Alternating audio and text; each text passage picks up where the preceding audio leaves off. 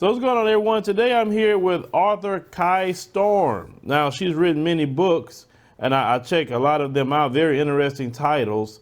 And we want to talk to her today about, writing books, and can you be successful as an author today due to, a lot of avenues that you have at your disposal. So, Kai, thanks for joining the show today. Well, thank you for having me. So, Kai, how long ago did you write your first book? My first book, called Alani's Bigger Hustle, was actually written in 2011, and that's when it was actually uh, published. And it's the first of a three-book series. It's called the three-book series is called Alani's Bigger Hustle. Alani's Hustle Gets Bigger, and then there's Alani's Hustle La Familia. And it's just a story that I created in my head when I was like about 12 years old and kind of just lived with me throughout my life until I actually wrote it down. So you always, when you had school, you always would be one to be great at descriptive writing? Yes, I gotta say, I've always had a wild imagination, and I've always been an observer of my surroundings. So a lot of my stories are built with a bit of reality in them, so that when a person is reading them, they feel like it could have happened. So yeah, it's something that's been within me for practically all my life. So after you wrote your first book and you got it settled, did you self-publish or did you went with a publishing house? Well, my first, because I've written six books actually, and my first five books were published through 21st Street Urban Editing and Publishing. It's a small publishing company out of Wisconsin, female owned.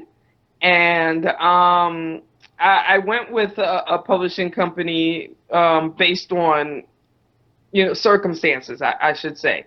When I first wrote my first book, I signed to a company, and that particular company did not have good intentions for myself or my book.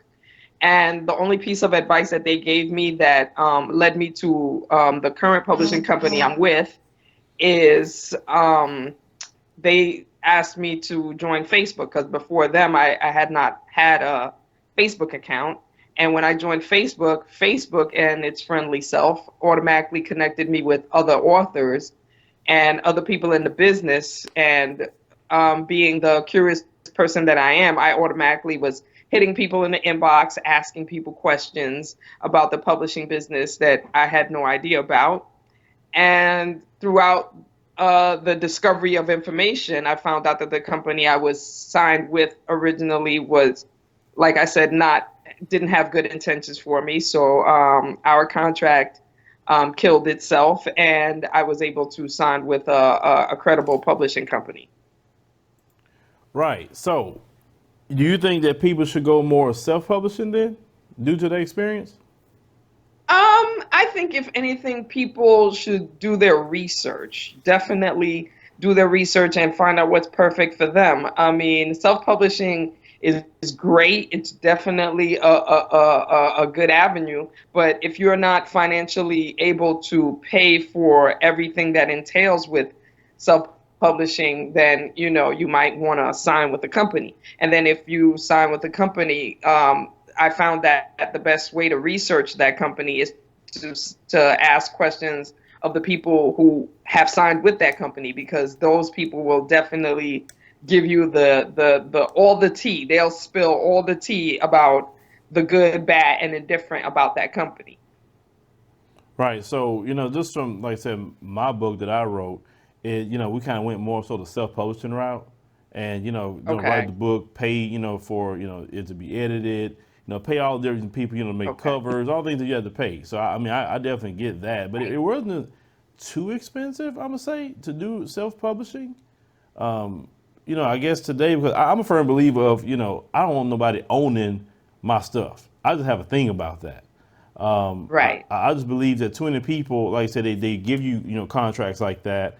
and then they benefit, and then you get pennies on the dollar. Maybe I could be wrong, but I just don't think that these people should be making all the money off of your creative talent.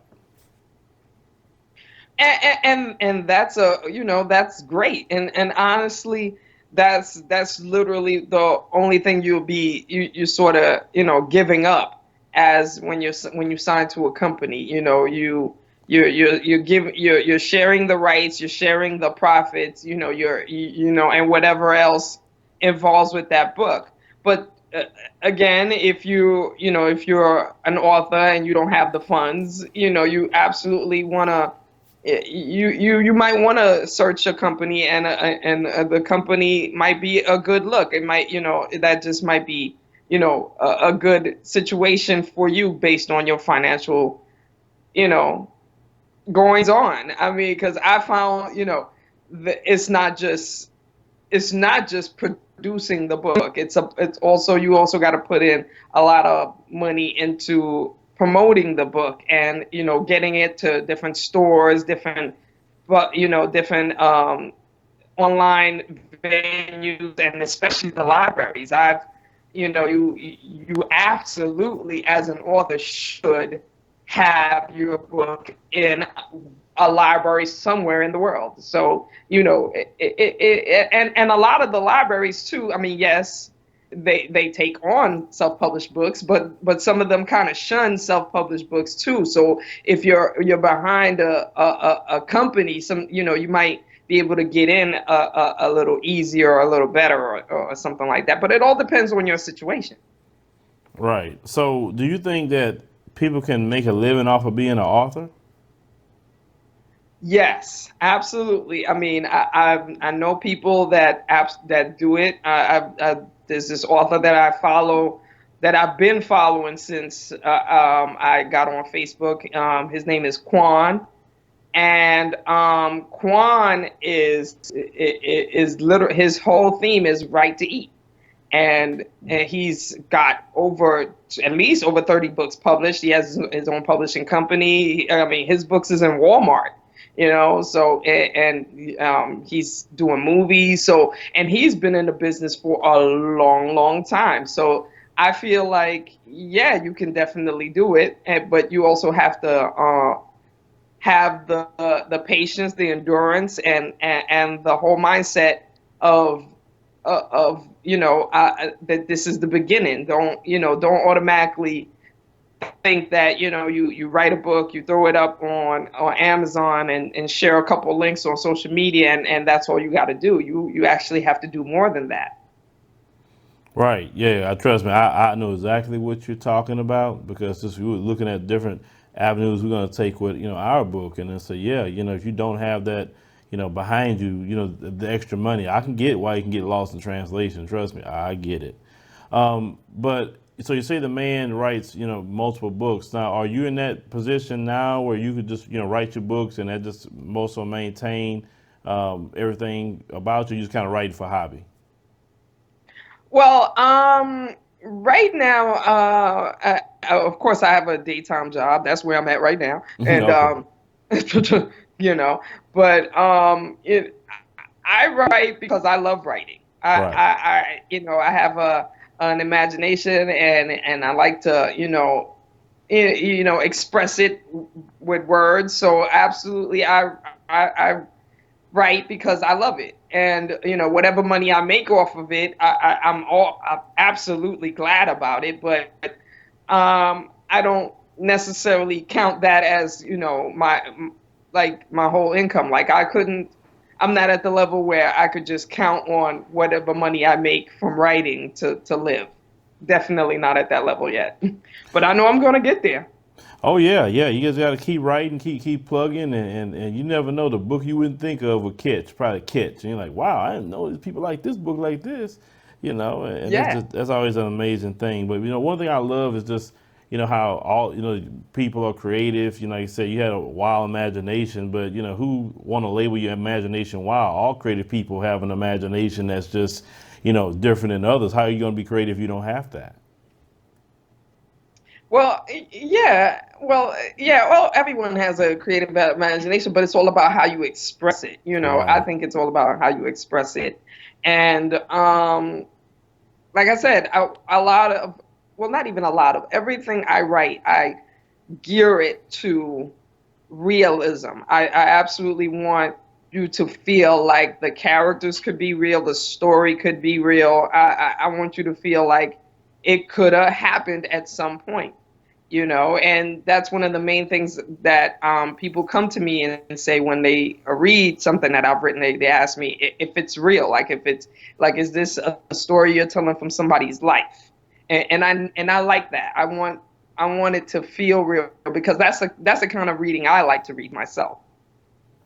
All right. So Kia, could you tell people, Kaya? I'm sorry, I'm calling you. I'm calling you the wrong name. Sorry. Can you tell people how to get to your books and your website in case they want to check it out and maybe purchase some? Oh, well, I have two websites actually, and the first one is called nattikai.com.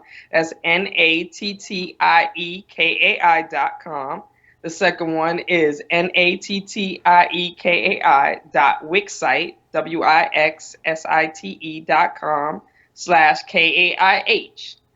You can Google me and you'll be able to find both of those sites. All of my book links are on my websites. And I also write erotic blogs, and all of the erotic blogs that I've written, the links are on my websites as well. I have a YouTube channel. I have several YouTube videos on my website. And I have a PayPal link in case anybody wants to feel generous and give me something. So yeah, and you can always Google me.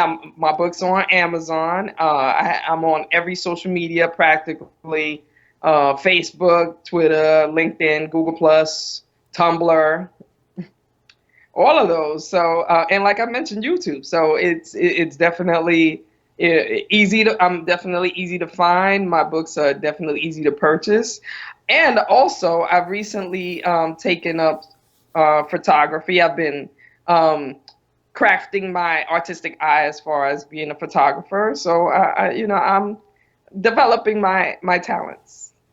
All right, ladies and gentlemen, make sure we'll put everything in the pinned comment so you can click it. It'll be easier for you to get to. Absolutely. And, we want to thank you definitely for joining us on the show today, taking up the time, giving us some information about becoming an author since you wrote many books. And, you have a blessed day. You do as well, and thank you for having me. And if you and I definitely would love to come back at any time when you have some more time available. All right, thank you.